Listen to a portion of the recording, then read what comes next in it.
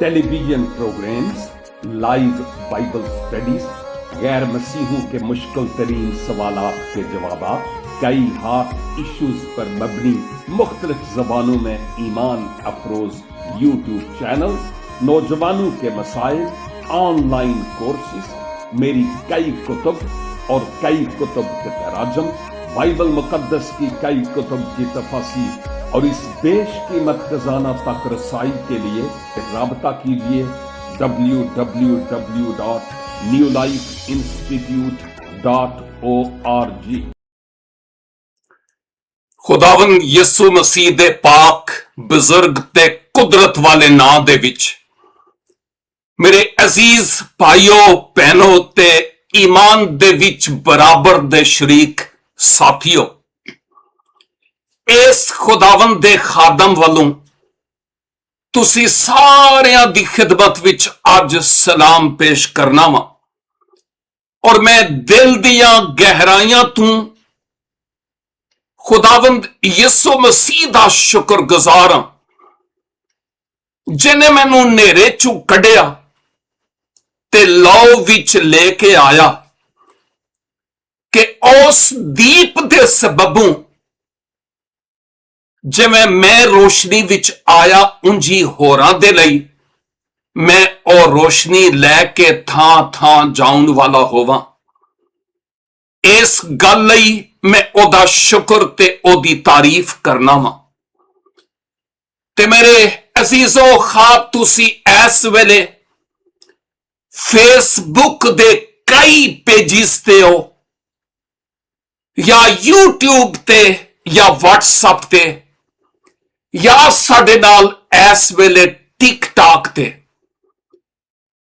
आओ असी अपने कन खोल लईए इसलिए कि खुदावंद फरमाउंदा है कि जिन्हां दे कन हून ओ खोल लैन, सुन वास्ते तैयार हो जान कि पवित्र आत्मा पाक रूह उन्हां नूं की कहंदा है। ते अज दी गल मेरे लई ते तुहाडे लई बड़ी सबक आमोज होवेगी। मैं ते तुहाडियां जरूरतां नूं नहीं जानदा ते ना तुसी मेरियां दौड़ां नूं जाणदे हो, लेकिन एक है जिहड़ा मेरियां भी जरूरतां तू ते मेरे भाई ते मेरी भैन तुहाडियां भी जरूरतां तू वाकिफ है। अज ओ जिहड़ा असी सारियां दियां जिंदगियां तू चंगी तरह वाकिफ है अज साडे नाल गल करना चाहुंदा है। वेला है कि असी कन ओदे वल लाइए ते आखिए खुदावंद मैं तैयार हां, बोल मेरे नाल तां जे मेरी जिंदगी चों तेरा जलाल जाहिर हो सके। मेरा अज दा मजमून है बरकतां दी तलाश ते फरमा बरदारी। ए बड़ा अहम मजमून है जेते ते कुछ देर लई मैं तुहाडे नाल मिल के गल करना चाहुंदा। ए ओ गल्लां ने जिहड़ियां पाक रूह ने मेरे दिल विच पाईयां, ओ मेरे लई भी ने ओ तुहाडे लई भी ने। क्यों जे रब दा कलाम दो धारी तलवार जे ओ सिर्फ सुनने वालियां ते ही नहीं चलदा बल्कि सुनाउण वालियां ते भी चलदा है। इसलिए आओ असी इस मजमून दे मुताबिक अगे वधिए। मैं बाइबल मुकद्दस दे विचों जदों मैं नवां ऐहदनामा पढ़ना वा और इत्थे तिकर के जदों पुराना ऐहदनामा भी पढ़ना वा ते एक गल नजर आउंदी है कि इंसान यानी बशर दे दिल दे विच हमेशा लई एक तड़प रही है, एक आरजू रही है, एक ਤਮੰਨਾ ਰਹੀ ਹੈ, ਔਰ ਉਹ ਤਮੰਨਾ ਇਹ ਕਿ ਮੈਂ ਦੁਨਿਆਵੀ ਬਰਕਤਾਂ ਦੇ ਨਾਲ ਮਾਮੂਰ ਹੋ ਜਾਵਾਂ, ਮੇਰਾ ਜਾਬ ਲੱਗ ਜਾਵੇ, ਲੱਕ ਦੀ ਪੀੜ ਤੋਂ ਮੈਨੂੰ ਸ਼ਿਫਾ ਮਿਲ ਜਾਏ, ਕੈਂਸਰ ਤੋਂ ਮੇਰੀ ਜਾਨ ਛੁੱਟ ਜਾਵੇ। ਉਹ ਪਤਾ ਨਹੀਂ ਇਹਨਾਂ ਮੁਸ਼ਕਲਾਂ ਤੋਂ ਮੇਰੀ ਜਾਨ ਕਦੋਂ ਛੁੱਟੇਗੀ। ਖੁਦਾਵੰਦ ਮੈਨੂੰ ਆਪਣੀ ਹਿਫਾਜ਼ਤ ਵਿੱਚ ਰੱਖੋ। ਮੈਂ ਬਹੁਤ ਸਾਰਿਆਂ ਮਸਲਿਆਂ ਤੇ ਮੁਸ਼ਕਲਾਂ ਦੇ ਘੇਰਿਆ ਹੋਇਆ ਤੇ ਘੇਰੀ ਹੋਈਆਂ। ਖੁਦਾਵੰਦ ਤੁਹਾਡੇ ਤੋਂ ਇਲਾਵਾ ਮੇਰਾ ਕੌਣ ਹੈ? ਹਾਂ, ਇਹ ਸਾਰੀਆਂ ਗੱਲਾਂ ਆਪਣੀ ਥਾਂ ਤੇ ਬਿਲਕੁਲ ਠੀਕ ਨੇ। ਮੈਂ ਨਹੀਂ ਕਹਿੰਦਾ ਕਿ ਇਹ ਗਲਤ ਨੇ, ਮੈਂ ਨਹੀਂ ਕਹਿੰਦਾ, ਕਿਉਂ ਜੇ ਸਾਡਾ ਖੁਦਾ ਜਿਹੜਾ ਬਾਈਬਲ ਦਾ ਖੁਦਾ ਹੈ ਨਾ, ਉਹ ਸਾਨੂੰ ਪ੍ਰੇਮ ਕਰਨ ਵਾਲਾ ਹੈ ਤੇ ਉਹ ਸਾਡੀਆਂ ਜ਼ਰੂਰਤਾਂ ਨੂੰ ਚੰਗੀ ਤਰ੍ਹਾਂ ਜਾਣਦਾ ਹੈ। ਔਰ ਜਦੋਂ ਅਸੀਂ ਉਹਦਾ ਕਲਾਮ ਪੜ੍ਹਨੇ ਆ ਤੇ ਉਹਨੇ ਆਖਿਆ ਹੈ ਕਿ ਮੰਗੋਗੇ ਤੇ ਦਿੱਤਾ ਜਾਵੇਗਾ, ਲੱਭੋਗੇ ਤੇ ਤੁਹਾਨੂੰ ਮਿਲੇਗਾ, ਤੇ ਬੂਹਾ ਖਟਖਟਾਓਗੇ ਤੇ ਤੁਹਾਡੇ ਲਈ ਖੋਲਿਆ ਜਾਵੇਗਾ, ਹੈ ਨਾ। ਤੇ ਪੁਰਾਣੇ ਅਧਨਾਮੇ ਚ ਮੈਨੂੰ ਪੁਕਾਰ ਤੇ ਮੈਂ ਤੈਨੂੰ ਜਵਾਬ ਦੇਵਾਂਗਾ। ਇਹ ਉਹਦੇ ਵਾਅਦੇ ਨੇ ਤੇ ਹੋਰ ਵੀ ਬੜੇ ਸਾਰੇ। ਲੇਕਿਨ ਹੈਰਾਨਗੀ ਉਦੋਂ ਹੁੰਦੀ ਏ ਜਦੋਂ ਅੱਜ ਦਾ ਮਸੀਹੀ, ਮੈਂ ਹੋਰਾਂ ਦੀ ਗੱਲ ਨਹੀਂ ਕਰਦਾ, ਇਸ ਵੇਲੇ ਅਸੀਂ ਜਿਹੜੇ ਇਸ ਪਾਕ ਕਲਾਮ ਨੂੰ ਸੁਣ ਰਹੇ ਹਾਂ, ਇਹ ਗੱਲਾਂ ਸਾਡੇ ਲਈ ਨੇ। ਜਿਹੜੇ ਸਾਡੇ ਨਾਲ ਨਹੀਂ, ਉਹਨਾਂ ਲਈ ਹੈ ਵੀ ਨਹੀਂ। ਤੇ ਅੱਜ ਮੈਨੂੰ ਤੇ ਤੁਹਾਨੂੰ ਆਪਣੇ ਆਪ ਨੂੰ ਤੋਲਣ ਤੇ ਮਾਪਣ ਦੀ ਲੋੜ ਹੈ ਕਿ ਕੀ ਅਸੀਂ ਵੀ ਇੰਜ ਹੀ ਕਰਨੇ ਆ। ਮੁਸ਼ਕਲ ਹੋਏ ਖੁਦਾਵੰਦ ਨੂੰ ਪੁਕਾਰਿਆ, ਖੁਦਾਵੰਦ ਤੁਸੀਂ ਮੇਰੇ ਲਈ ਇੰਜ ਕਰ ਦੋ, ਖੁਦਾਵੰਦ ਇੰਜ ਕਰ ਦੋ, ਮੈਨੂੰ ਮਸਲਿਆਂ ਚੋਂ ਕੱਢ ਦਵੋ, ਮੈਂ ਪਤਾ ਨਹੀਂ ਹੁਣ ਕੀ ਕਰਾਂ ਤੇ ਕੀ ਨਹੀਂ ਕਰਾਂ। ਇੰਤਹਾਈ ਮੁਸ਼ਕਲਾਤ ਵਿੱਚ ਫਸੇ ਹੋਏ, ਮੈਨੂੰ ਇਹ ਬਰਕਤ ਦੋ ਤੇ ਮੈਨੂੰ ਇਹ ਬਰਕਤ ਦੇਵੋ ਤੇ ਮੈਨੂੰ ਇਹ ਬਰਕਤ ਦੇਵੋ, ਮੈਨੂੰ ਜਾਬ ਮਿਲ ਜਾਏ, ਔਲਾਦ ਦੀ ਬਰਕਤ ਦੇਵੋ, ਔਰ ਬਹੁਤ ਸਾਰੀਆਂ ਹੋਰ। ਲੇਕਿਨ ਜਦੋਂ ਮੈਂ ਪਾਕ ਕਲਾਮ ਨੂੰ ਪੜ੍ਹਨਾ ਤੇ ਇਹ ਮੇਰੀ ਤੇ ਤੁਹਾਡੀ ਗੱਲ ਨਹੀਂ, ਬਲਕਿ ਖੁਦਾਵੰਦ ਯਿਸੂ ਮਸੀਹ ਦੇ ਜਿਹੜੇ ਚੇਲੇ ਸਨ ਨਾ, ਉਹਨਾਂ ਨੂੰ ਵੀ ਫਿਕਰਾਂ ਖਾ ਗਈਆਂ ਸਨ। ਜਦੋਂ ਅਸੀਂ ਪਹਾੜੀ ਆਵਾਜ਼ ਪੜ੍ਹਨੇ ਆ ਨਾ, ਤੇ ਪਤਾ ਚੱਲਦਾ ਹੈ ਕਿ ਉਹ ਕਿੱਡੇ ਫਿਕਰਮੰਦ ਹੁੰਦੇ ਸਨ। ਕੀ ਖਾਵਾਂਗੇ ਤੇ ਕੀ ਪੀਵਾਂਗੇ ਤੇ ਕੀ ਪਾਵਾਂਗੇ।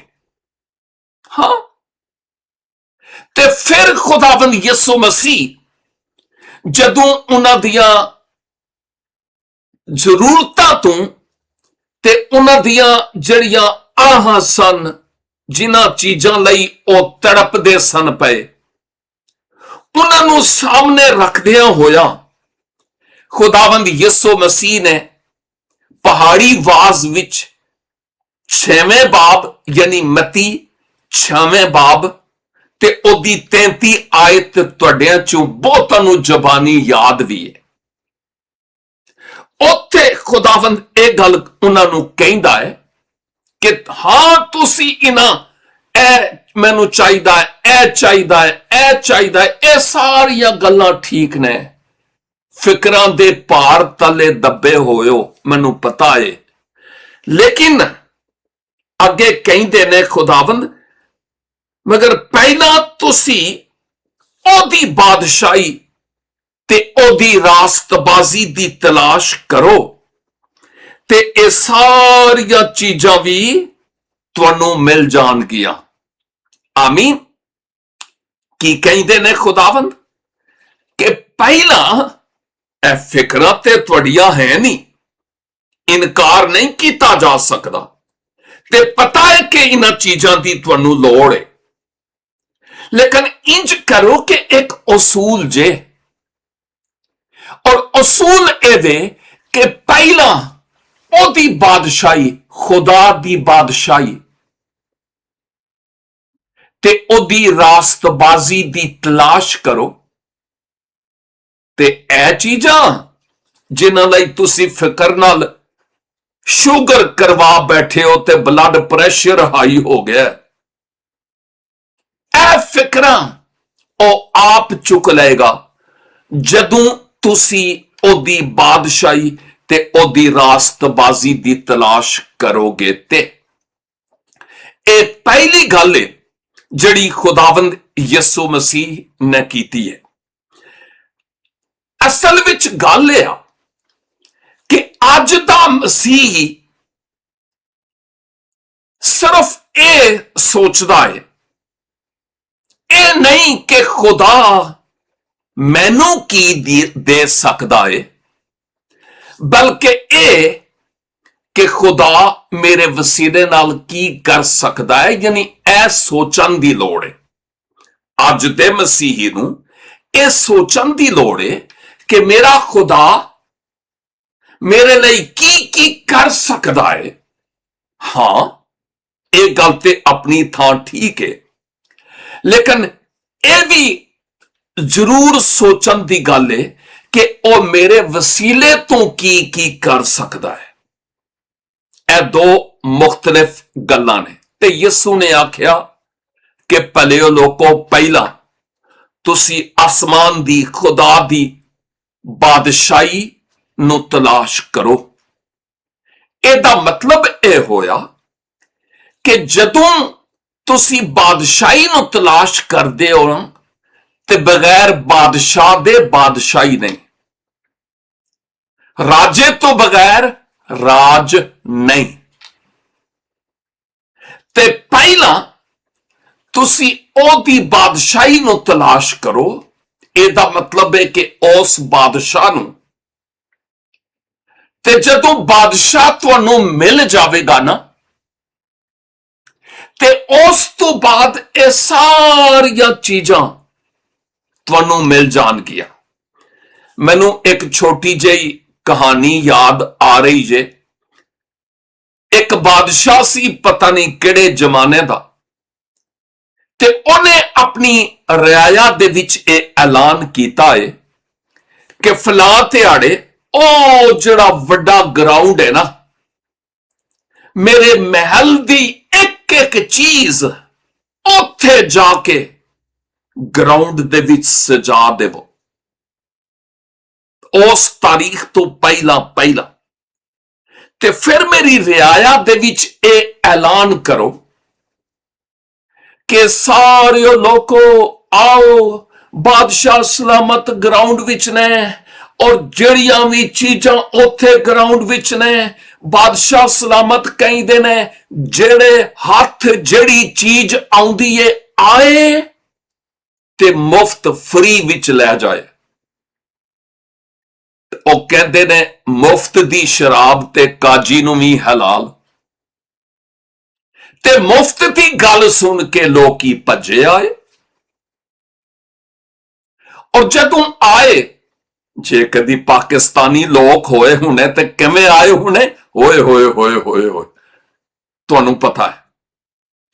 ਲੇਕਿਨ ਜਦੋਂ ਉਹ ਤਾਰੀਖ ਆਈ, ਬਾਦਸ਼ਾਹ ਉੱਥੇ ਸਾਹਮਣੇ ਜਾ ਕੇ ਤਖਤ ਦੇ ਉੱਤੇ ਬਹਿ ਗਿਆ, ਤੇ ਜਿਹੜੀ ਆਵਾਮ ਸੀ ਉਹ ਆਈ।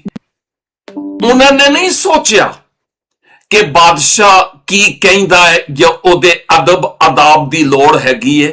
ਨਹੀਂ, ਜਿਹੜੀ ਚੀਜ਼ ਤੇ ਹੱਥ ਪਿਆ ਉਹ ਲੈ ਕੇ ਤੁਰ ਗਏ। ਇੱਕ ਬੁੱਢੀ ਅੰਮਾ ਉਹ ਪਿੱਛੋਂ ਇੱਕ ਖੁੰਡੇ, ਇੱਕ ਸੋਟੀ ਦੇ ਸਹਾਰੇ ਅੱਗੇ ਆਉਂਦੀ ਜਾ ਰਹੀ ਸੀ ਬਾਦਸ਼ਾਹ ਸਲਾਮਤ ਦੇ ਕੋਲ। ਇੱਕ ਬੰਦਾ ਬੜਾ ਸਿਆਣਾ, ਤੇ ਉਹਨੇ ਆਖਿਆ, ਓ ਮਾਂ ਕਿੱਥੇ ਜਾ ਰਹੀ ਹੋ? ਉਹ ਬਾਦਸ਼ਾਹ ਹੈ, ਬਾਦਸ਼ਾਹ ਐਵੇਂ ਕੋਈ ਬੰਦਾ ਥੋੜਾ ਹੀ ਹੈ, ਉਹਦੇ ਕੋਲ ਕਾਦੇ ਲਈ ਜਾ ਰਹੀ ਹੈ, ਉਹ ਕਿਸੇ ਚੀਜ਼ ਤੇ ਹੱਥ ਪਾ। ਤੇ ਅੰਮਾ ਨੇ ਇੱਕ ਤੇ ਉਹ ਸੋਟਾ ਫੜਿਆ ਹੋਇਆ ਸੀ ਤੇ ਲੱਕ ਤੇ ਹੱਥ ਵੀ ਰੱਖਿਆ ਹੋਇਆ। ਤਸੱਵਰ ਵਿੱਚ ਸੋਚੋ ਕਿ ਕਿਵੇਂ ਉਹ ਕੁਬੜੀ ਹੋ ਕੇ ਟੁਰਦੀ ਸੀ ਪਈ। ਉਹਨੇ ਉਸ ਦੀ ਗੱਲ ਨਹੀਂ ਮੰਨੀ, ਉਹ ਸਿੱਧੀ ਸਾਹਮਣੇ ਬਾਦਸ਼ਾਹ ਦੇ ਕੋਲ ਟੁਰ ਗਈ। ਜਦੋਂ ਉੱਥੇ ਪਹੁੰਚੀਏ ਨਾ ਤੇ ਉਹਨੇ ਬਾਦਸ਼ਾਹ ਨੂੰ ਇੰਜ ਕਰਕੇ ਕਲਾਵਾ ਮਾਰ ਲਿਆ। ਉਹ ਬੰਦਾ ਜਿਹੜਾ ਸੀ ਨਾ, ਉਹਨੇ ਉਹਦੀਆਂ ਬਾਜੂ ਖੋਲਣ ਦੀ ਕੋਸ਼ਿਸ਼ ਕੀਤੀ। ਅੰਮਾ ਬਾਦਸ਼ਾਹ ਉਹ ਕੀ ਕਰਨ ਡਈ ਹੈ? ਜਾ ਕਿਸੇ ਡਿਸ਼ ਐਂਟੀਨਾ ਤੇ, ਕਿਸੇ ਆਈਫੋਨ ਤੇ, ਆਈਪੈਡ ਤੇ ਹੱਥ ਰੱਖ ਕੀ ਕਰਦੀ ਪਈ ਹੈ? ਅੰਮਾ ਨੇ ਆਖਿਆ, ਪੁੱਤਰ ਗੱਲ ਸੁਣ, ਤੈਨੂੰ ਨਹੀਂ ਪਤਾ ਮੈਂ ਬੜੇ ਪਾਪੜ ਬੇਲੇ ਨੇ। ਮੈਂ ਤੈਨੂੰ ਦੱਸਾਂ, ਮੈਂ ਬਾਦਸ਼ਾਹ ਨੂੰ ਉਹ ਚੀਜ਼ਾਂ ਇਹ ਨਹੀਂ ਕਿ ਮੈਂ ਨਹੀਂ ਵੇਖੀਆਂ, ਮੈਂ ਵੇਖੀਆਂ ਨੇ, ਪਈਆਂ ਹੋਈਆਂ ਨੇ ਤੇ ਮੇਰੀ ਲੋੜ ਵੀ ਹੈ। ਤੇ ਮੈਂ ਸਾਹਮਣੇ ਆ ਕੇ ਬਾਦਸ਼ਾਹ ਨੂੰ ਇਹਦੇ ਲਈ ਆਪਣੇ ਬਾਜੂਆਂ ਦੇ ਵਿੱਚ ਲੈ ਲਿਆ ਕਿ ਜੇ ਕਦੀ ਬਾਦਸ਼ਾਹ ਮੇਰਾ ਹੈ ਨਾ ਤੇ ਫਿਰ ਸਾਰੀਆਂ ਚੀਜ਼ਾਂ ਮੇਰੀਆਂ ਹੀ ਨੇ। ਆਮੀਨ। ਅਸੀਂ ਚੀਜ਼ਾਂ ਦੇ ਪਿੱਛੇ ਤੇ ਪੈਨੇ ਆ, ਲੇਕਿਨ ਬਾਦਸ਼ਾਹ ਦੀ ਕੋਈ ਪਰਵਾਹ ਨਹੀਂ। ਯਿਸੂ ਦਾ ਮਤਲਬ ਇਹ ਸੀ ਕਿ ਪਹਿਲੇ ਬਾਦਸ਼ਾਹ ਨੂੰ ਆਪਣੇ ਦਿਲਾਂ ਵਿੱਚ ਲਵੋ, ਕਬੂਲ ਕਰੋ, ਲੈਣ ਦੇਵੋ, ਆਉਣ ਦੇਵੋ। ਤੇ ਜਦੋਂ ਉਹ ਤੁਹਾਡੇ ਹਿਰਦੇ ਦੇ ਵਿੱਚ, ਤੁਹਾਡੇ ਦਿਲ ਵਿੱਚ ਆ ਜਾਵੇਗਾ ਤੇ ਉਹਦੀ ਬਾਦਸ਼ਾਹੀ ਆਏਗੀ। ਤੇ ਜਦੋਂ ਤੁਸੀਂ ਉਹਨੂੰ ਆਪਣੀ ਜ਼ਿੰਦਗੀ 'ਚ ਅਵਲੀਅਤ, ਪਹਿਲਾ ਦਰਜਾ ਤੇ ਪ੍ਰਾਇੋਰਿਟੀ ਦੇਵੋਗੇ ਨਾ, ਤੇ ਇਹ ਜਿਨ੍ਹਾਂ ਚੀਜ਼ਾਂ ਵਾਸਤੇ ਤੁਸੀਂ ਫਿਕਰਾਂ ਕਰਦੇ ਹੋ, ਇਹ ਚੀਜ਼ਾਂ ਆਪ ਹੀ ਤੁਹਾਨੂੰ ਲੱਭ ਜਾਣਗੀਆਂ। ਇਹ ਖੁਦਾਵੰਦ ਯਿਸੂ ਮਸੀਹ ਨੇ ਆਪਣੇ ਸ਼ਾਗਿਰਦਾਂ ਨੂੰ ਇਹ ਗੱਲ ਆਖੀ ਹੈ। ਯਿਸੂ ਨੇ ਇਹ ਗੱਲ ਨਹੀਂ ਆਖੀ ਕਿ ਇਹ ਦੁਨਿਆਵੀ ਜਿਹੜੀਆਂ ਜ਼ਰੂਰਤਾਂ ਨੇ ਉਹ ਗੈਰ ਜ਼ਰੂਰੀ ਨੇ, ਉਹ ਕੋਈ ਫਾਇਦਾ ਨਹੀਂ। ਨਹੀਂ ਨਹੀਂ ਨਹੀਂ ਨਹੀਂ, ਇਹ ਗੱਲ ਨਹੀਂ।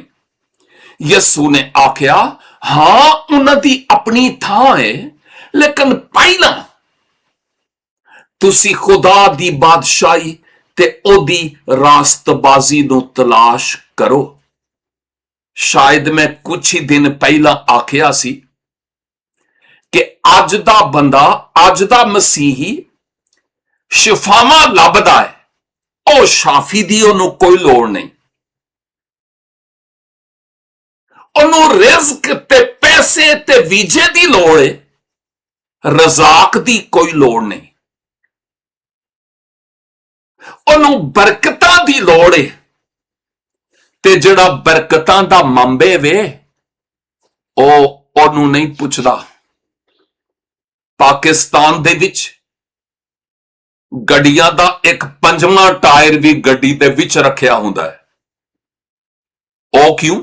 ਕਿ ਜੇ ਕਦੀ ਇਹਨਾਂ ਚੂਹਾਂ ਵਿੱਚੋਂ ਕੋਈ ਇੱਕ ਪੰਚਰ ਹੋ ਜਾਏ ਤੇ ਫੌਰਨ ਉਹ ਟਾਇਰ ਲਾ ਕੇ ਤੇ ਦੂਜਾ ਲਾ ਲਿੱਤਾ ਜਾਏ ਸਟੈਪਨੀ ਦੇ ਤੌਰ ਤੇ। ਤੇ ਬਹੁਤ ਸਾਰੇ ਲੋਕ ਨੇ ਉਹ ਖੁਦਾ ਨੂੰ ਸਟੈਪਨੀ ਦੇ ਤੌਰ ਤੇ ਇਸਤੇਮਾਲ ਕਰਦੇ ਨੇ। ਜਦੋਂ ਗੱਡੀ ਚੱਲ ਰਹੀ ਹੈ ਕੋਈ ਪਰਵਾਹ ਨਹੀਂ, ਖੁਦਾ ਕਾਨ ਤੇ ਮੈਂ ਕਾਨ। ਤੇ ਜਦੋਂ ਕੋਈ ਟਾਇਰ ਪੰਚਰ ਹੋਇਆ ਨਾ, ਕੰਡਾ ਲੱਗਾ, ਕਿੱਲ ਲੱਗਾ, ਆਏ ਨਿਕਲ ਗਈ, ਉਦੋਂ ਯਾਦ ਆਉਂਦਾ ਹੈ ਉਹ ਟਾਇਰ ਪਿਆ ਹੋਇਆ, ਉਹਨੂੰ ਇਸਤੇਮਾਲ ਕਰਨੇ ਆ।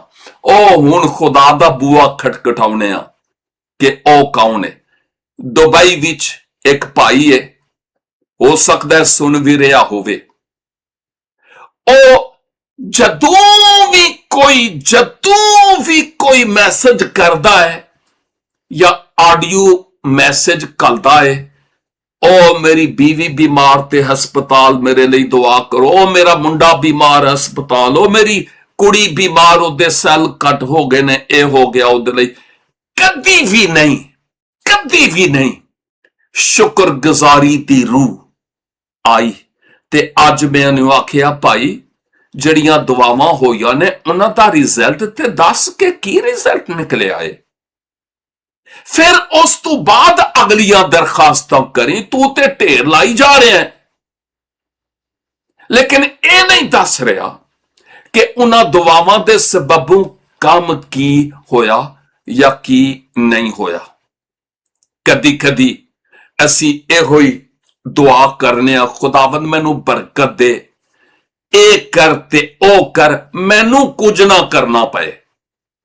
ਤੇ ਕਦੀ ਕਦੀ ਮੈਂ ਹੈਰਾਨ ਹੋ ਜਾਣਾ, ਨਾ ਜਾਣ ਨਾ ਪਹਿਚਾਨ, ਤੇ ਅਚਾਨਕ ਤੋਂ ਮੇਰੇ ਸੈੱਲ ਫੋਨ ਤੇ ਕੋਈ ਮੈਸੇਜ ਆ ਜਾਂਦਾ ਹੈ ਅਨਨਾਊਨ ਨੰਬਰ ਤੋਂ, ਔਰ ਹੁਣ ਮੈਸੇਜ ਕੀ ਹੈ? ਹਾਏ। ਤੇ ਗੱਲ ਸੁਣੋ, ਇਹ ਹਾਏ ਵਾਲੇ ਜਿਹੜੇ ਮੈਸੇਜ ਨੇ ਨਾ, ਯਕੀਨ ਕਰੋ ਮੈਨੂੰ ਬਦਤਮੀਜ਼ੀ ਲੱਗਦੀ ਹੈ, ਔਰ ਫਿਰ ਕੁਝ ਵੀ ਨਹੀਂ।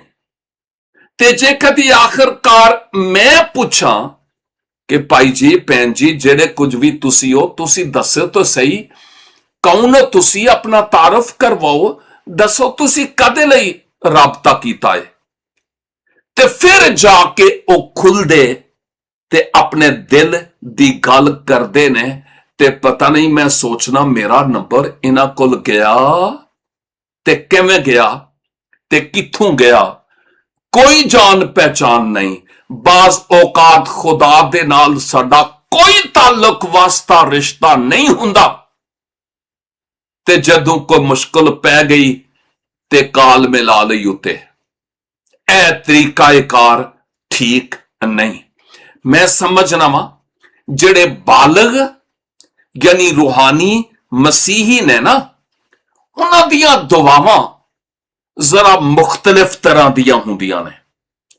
ਉਹ ਬਰਕਤਾਂ ਦੇ ਲਈ, ਰੂਹਾਨੀ ਬਰਕਤਾਂ ਦੇ ਲਈ ਤੇ ਦੁਆ ਕਰਨਗੇ ਆਪਣੇ ਆਪ ਵਾਸਤੇ, ਦੁਨਿਆਵੀ ਬਰਕਤਾਂ ਦੀ ਉਹਨਾਂ ਨੂੰ ਕੋਈ ਫਿਕਰ ਨਹੀਂ।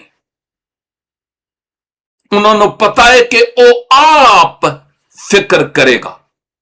ਤੇ ਜਿਹੜੇ ਰੂਹਾਨੀ ਬਾਲਗ ਨੇ ਨਾ, ਉਹ ਇਹ ਕਹਿੰਦੇ ਨੇ, ਖੁਦਾਵੰਦ ਮੈਨੂੰ ਨਹੀਂ ਪਤਾ, ਮੈਨੂੰ ਆਪਣੇ ਜਲਾਲ ਵਾਸਤੇ ਇਸਤੇਮਾਲ ਕਰੋ, ਮੇਰੇ ਵਸੀਲੇ ਨਾਲ ਤੁਹਾਡੀ ਬਾਦਸ਼ਾਹੀ ਹੋਰ ਜ਼ਿਆਦਾ ਅੱਗੇ ਵਧੇ, ਮੇਰੇ ਤੇ ਜ਼ਾਹਿਰ ਕਰੋ ਕਿ ਮੈਂ ਕਿਵੇਂ ਤੁਹਾਡੇ ਕੰਮ ਲਈ ਇਸਤੇਮਾਲ ਹੋ ਸਕਣਾ। ਖੁਦਾਵੰਦ ਜੀ, ਮੈਨੂੰ ਘੱਲੋ ਤਾਂ ਕਿ ਮੈਂ ਜਾਵਾਂ ਤੇ ਇਸ ਖੁਸ਼ਖਬਰੀ ਦੇ ਕਲਾਮ ਨੂੰ ਸੁਣਾਵਾਂ।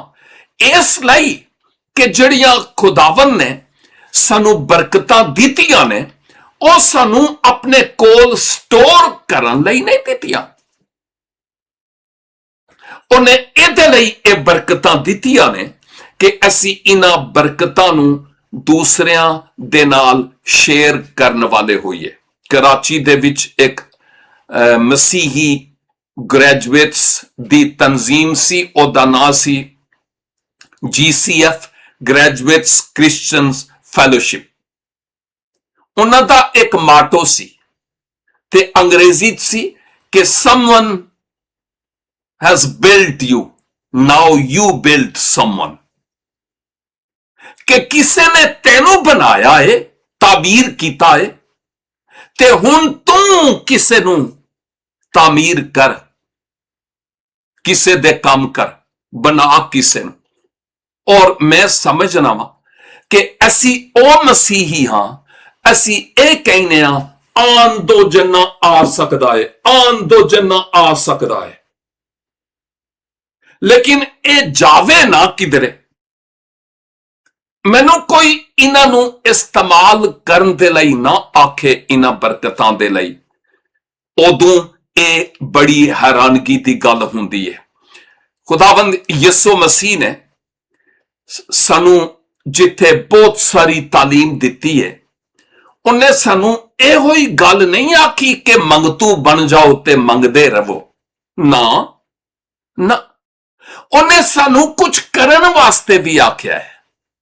ਹਾਂ, ਅਸੀਂ ਇੱਕ ਪਾਸੇ ਤੇ ਮੰਗਣ ਵਾਸਤੇ ਤਿਆਰ ਤੇ ਹੋਰਾਂ ਦੇ ਜ਼ਰੀਆ ਵੀ ਮੰਗਵਾਉਣ ਵਾਸਤੇ ਤਿਆਰ।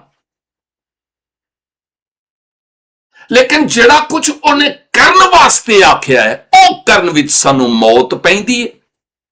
ਹਾਂ, ਮਿਸਾਲ ਦੇ ਤੌਰ ਤੇ ਖੁਦਾਵੰਦ ਯਿਸੂ ਮਸੀਹ ਨੇ ਮਤੀ 28 ਬਾਬ ਦੀ 19 ਚ ਕੀ ਆਖਿਆ ਹੈ?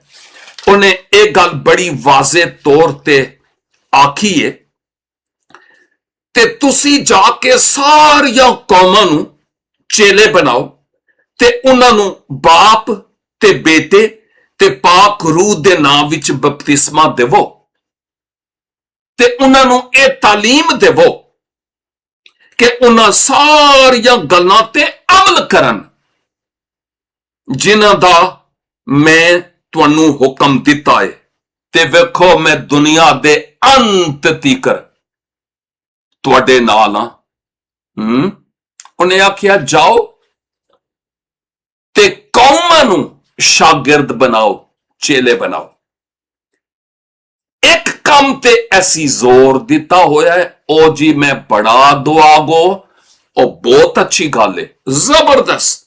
ਬਹੁਤ ਸਾਰੇ ਲੋਕ ਦੁਆ ਨਹੀਂ ਕਰਦੇ, ਸਾਨੂੰ ਵਾਕਈ ਦੁਆ ਕਰਨ ਦੀ ਲੋੜ ਹੈ। ਮੈਂ 100% ਮੁਤਫਿਕ ਹਾਂ ਔਰ ਕਰਵਾਉਣ ਦੀ ਵੀ ਲੋੜ ਹੈ।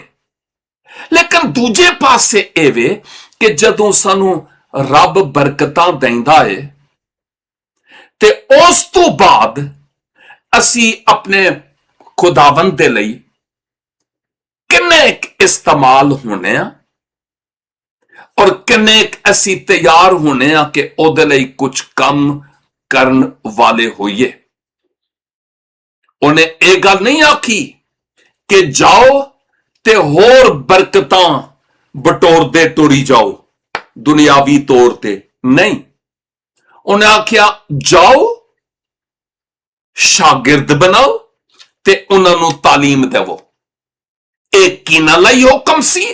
ਪਾਦਰੀਆਂ ਦੇ ਲਈ, ਹੈ ਨਾ, ਬਿਸ਼ਪਾਂ ਲਈ, ਮੁਬਸ਼ਰਾਂ ਦੇ ਲਈ, ਪ੍ਰੋਫੈਸਰਾਂ ਦੇ ਲਈ, ਡਾਕਟਰਾਂ ਦੇ ਲਈ। ਨੋ ਨੋ ਨੋ ਨੋ ਨੋ ਨੋ ਨੋ ਨੋ ਨੋ ਨੋ ਨੋ ਨੋ ਯਿਸੂ ਦਿਆਂ ਸ਼ਾਗਿਰਦਾਂ ਵਿੱਚੋਂ ਕੋਈ ਵੀ ਬਿਸ਼ਪ, ਕੋਈ ਵੀ ਪਾਦਰੀ, ਕੋਈ ਵੀ ਰੈਵਰੈਂਡ, ਕੋਈ ਵੀ ਡਾਕਟਰ, ਕੋਈ ਵੀ ਪ੍ਰੋਫੈਸਰ ਨਹੀਂ ਸੀ।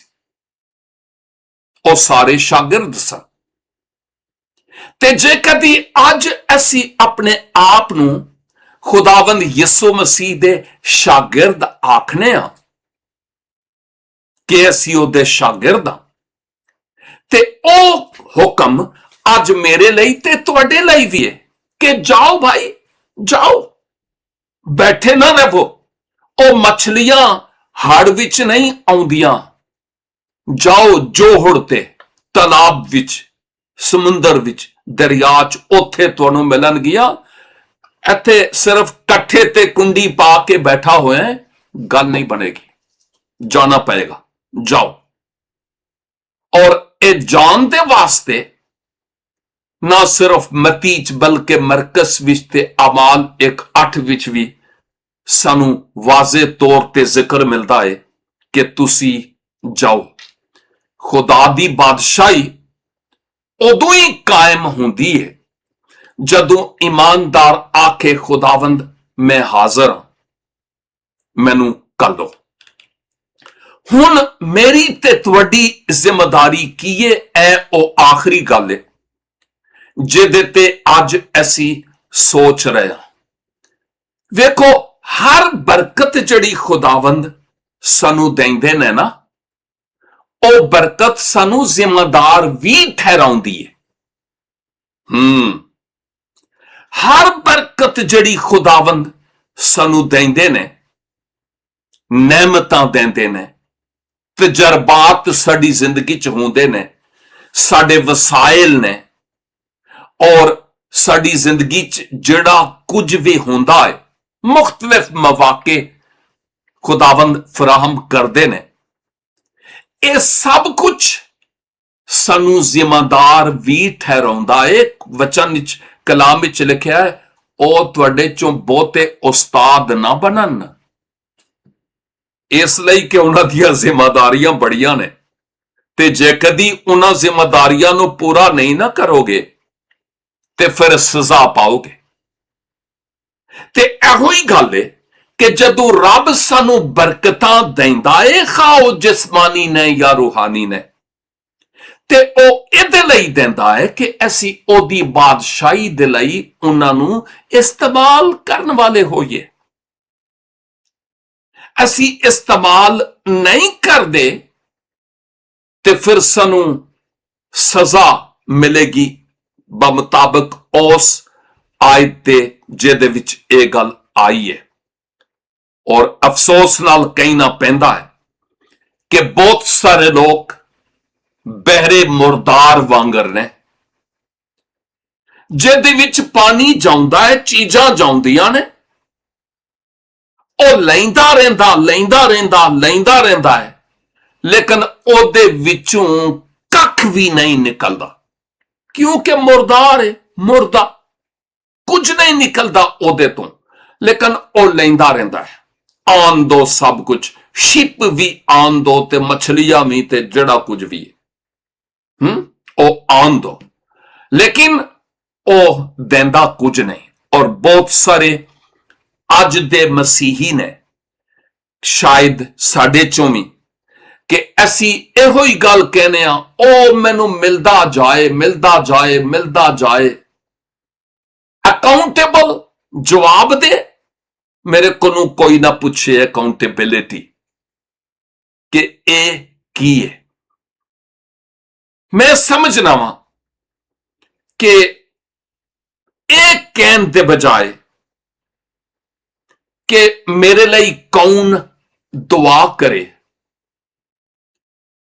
ਮੈਂ ਸਮਝਣਾ ਖੁਦ ਆਪਣੇ ਆਪ ਨੂੰ ਨਵੇਂ ਏਧਨਾਮੇ ਦੇ ਕਾਹਨ ਹੋਣ ਦੇ ਇਤਬਾਰ ਦੇ ਨਾਲ ਦੁਆ ਕਰਨ ਦੀ ਲੋੜ ਹੈ, ਤਾਂ ਜੇ ਮੈਂ ਖੁਦਾਵੰਦ ਦੀਆਂ ਬਰਕਤਾਂ ਲਈ ਸ਼ੁਕਰਗੁਜ਼ਾਰੀ ਕਰਦਿਆਂ ਹੋਇਆ ਹੁਣ ਚੇਂਜ ਕੁਝ ਆਪਣੀ ਜ਼ਿੰਦਗੀ ਚ ਲਿਆਵਾਂ ਤੇ ਉਹਦੇ ਜਲਾਲ ਵਾਸਤੇ ਕੁਝ ਕਰਨ ਵਾਲਾ ਹੋਵਾਂ।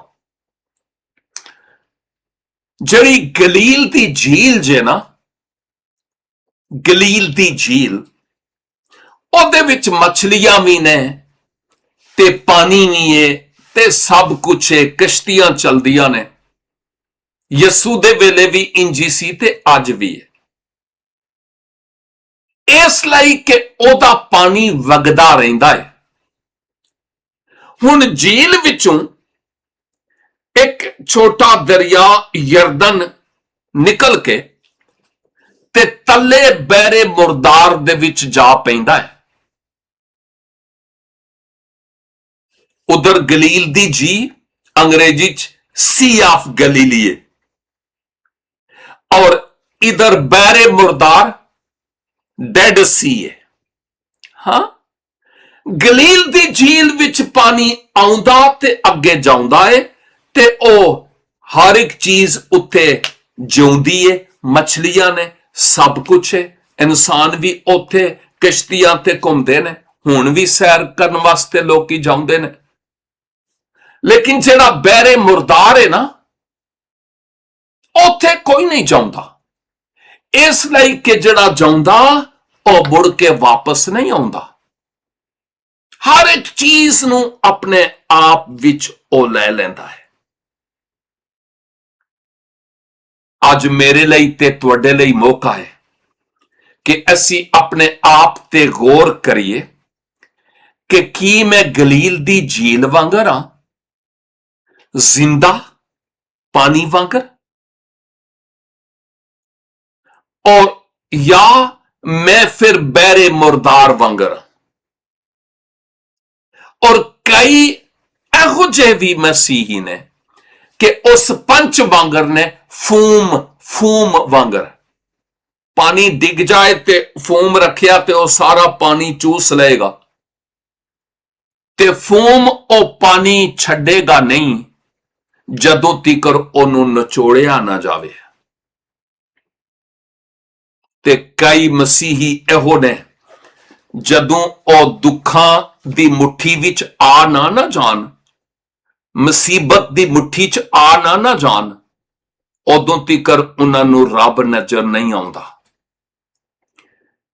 ਅੱਜ ਦੇ ਇਸ ਮਜ਼ਮੂਨ ਦੇ ਮੁਤਾਬਕ ਖੁਦਾਵੰਦ ਯਿਸੂ ਮਸੀਹ ਮੈਨੂੰ ਤੇ ਤੁਹਾਨੂੰ ਇਹ ਗੱਲ ਸਿਖਾਉਣਾ ਚਾਹੁੰਦੇ ਨੇ ਕਿ ਜੇ ਕਦੀ ਤੁਸੀਂ ਦੁਨਿਆਵੀ ਵੀ ਤੇ ਰੂਹਾਨੀ ਵੀ ਬਰਕਤਾਂ ਲੱਭਣਾ ਚਾਹੁੰਦੇ ਹੋ, ਪਾਣਾ ਚਾਹੁੰਦੇ ਹੋ, ਤੇ ਫਿਰ ਤੁਸੀਂ ਉਹਦੀ ਬਾਦਸ਼ਾਹੀ ਤੇ ਉਹਦੀ ਰਾਸਤਬਾਜ਼ੀ ਨੂੰ ਤਲਾਸ਼ ਕਰੋ।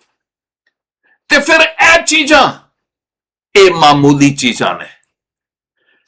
ਅਸੀਂ ਸਿਰਫ ਬਰਕਤਾਂ ਹੀ ਨਾ ਲੱਭਦੇ ਰਹੀਏ, ਬਲਕਿ ਖੁਦਾਵੰਦ ਨੇ ਜਿਹੜਾ ਕੁਝ ਸਾਨੂੰ ਕਰਨ ਵਾਸਤੇ ਆਖਿਆ, ਅਸੀਂ ਉਹ ਕਰਨ ਵਾਲੇ ਵੀ ਹੋਈਏ। ਗੈਰ ਕੌਮਾਂ ਮਗਰਬੀ ਦੁਨੀਆ ਦੇ ਵਿੱਚ ਕੀ ਕਰਦੀਆਂ ਨੇ? ਚੈਨ ਨਾਲ ਨਾ ਤੇ ਉੱਥੇ ਪਿੱਛੇ ਬੈਠੇ ਤੇ ਨਾ ਹੀ ਇੱਥੇ ਆ ਕੇ ਬੈਠੇ ਜੇ।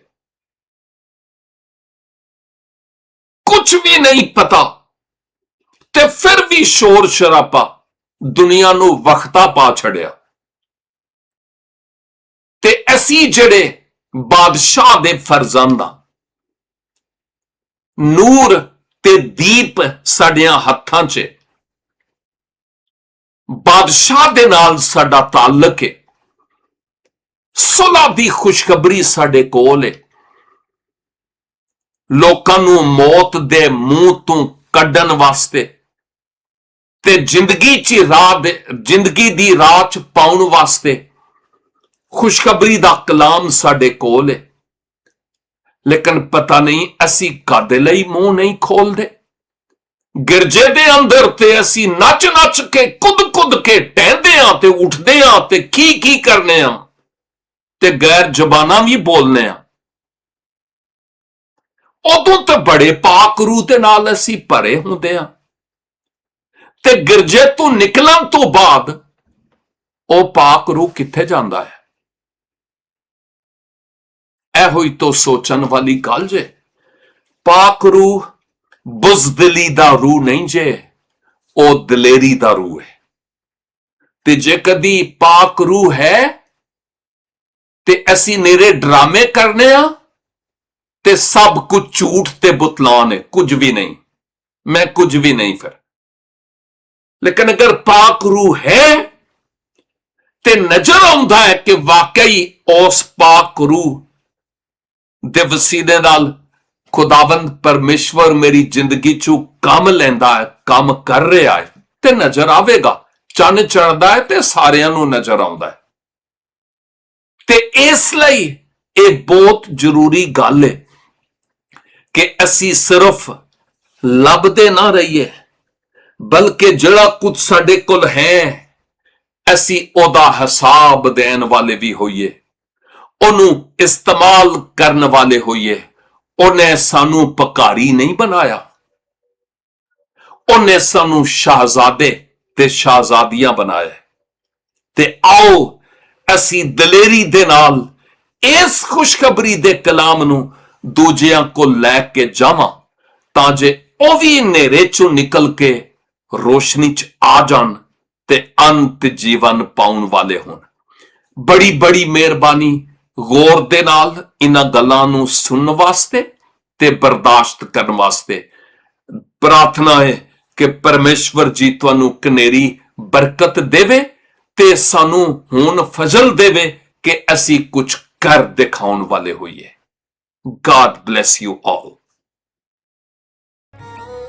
www.newlifeinstitute.org